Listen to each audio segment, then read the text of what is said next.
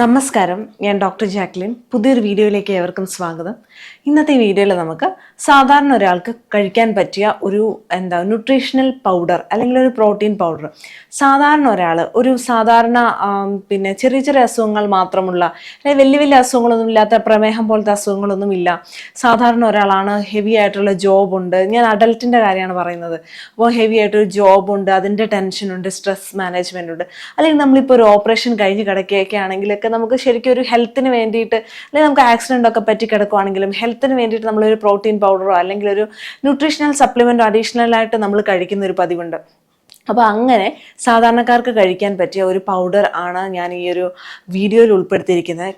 ഹിമാലയ എന്ന് പറയുന്ന കമ്പനിയുടെ ക്വിസ്റ്റ ആക്റ്റീവ് എന്ന് പറയുന്ന ഒരു പ്രോട്ടീൻ പൗഡറാണ് ഞാൻ പരിചയപ്പെടുത്തുന്നത്. അതൊരു ഹെർബൽ പ്രോട്ടീൻ പൗഡർ എന്ന് നമുക്കതിനെ വിളിക്കാം.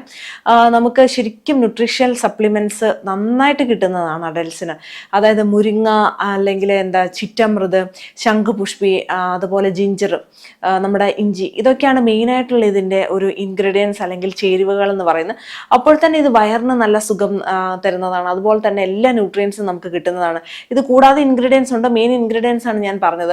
ഇതിൻ്റെ ഒരു പ്രധാന ഇൻഡിക്കേഷൻ വരുവാണെങ്കിൽ നമുക്ക് ജനറൽ ഒരു വെൽനെസ് അല്ലെങ്കിൽ ഹെൽത്ത് കാത്തു സൂക്ഷിക്കാനും ഇമ്മ്യൂണിറ്റി കൂട്ടാനുമായിട്ട്, അതുപോലെ ഒക്യുപ്പേഷണൽ സ്ട്രെസ് കുറയ്ക്കാൻ ഇത് വളരെ നല്ലതാണ്. അതായത് നമുക്ക് ഭയങ്കര സ്ട്രെസ്സുള്ള ജോലിയാണ് എന്നുണ്ടെങ്കിൽ, ഇപ്പോൾ വീട്ടിലെ ജോലി ആയിക്കോട്ടെ, അല്ലെങ്കിൽ പുറത്തെ ഒരു ഓഫീസിലെ ജോലി ആയിക്കോട്ടെ, കുട്ടികളുടെ കാര്യത്തിലായിക്കോട്ടെ, ഭയങ്കര സ്ട്രെസ്സ് നമുക്ക് തരുന്നുണ്ടെങ്കിൽ തീർച്ചയായിട്ടും നമുക്ക് ഈ പൗഡർ കഴിച്ച് കഴിഞ്ഞാൽ നല്ലൊരു സ്ട്രെസ് റിലീഫാണ്. പ്രത്യേകിച്ച് അതിൻ്റെ അകത്ത് മുരിങ്ങയും ചിറ്റമൃതൊക്കെ അടങ്ങിയിട്ടുള്ളത് കൊണ്ട് തന്നെ.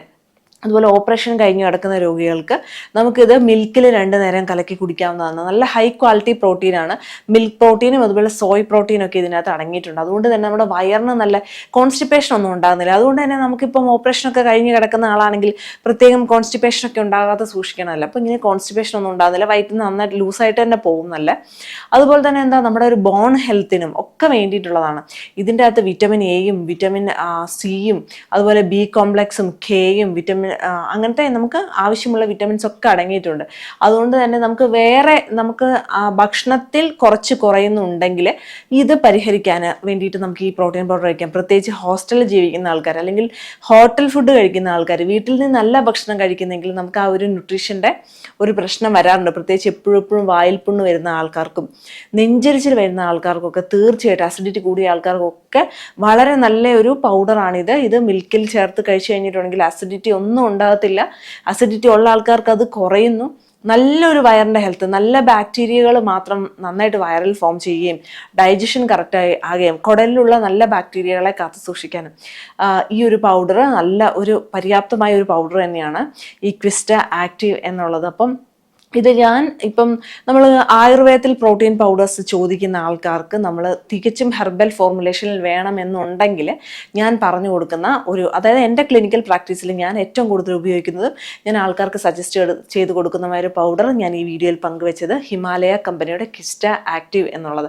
അപ്പോൾ ഇത് ആർക്കെങ്കിലും ഒക്കെ ഉപകാരപ്രദമാകുന്നെങ്കിൽ ആകട്ടെ എന്നുള്ള രീതിയിലാണ് ഞാനിത് ചെയ്തിരിക്കുന്നത്.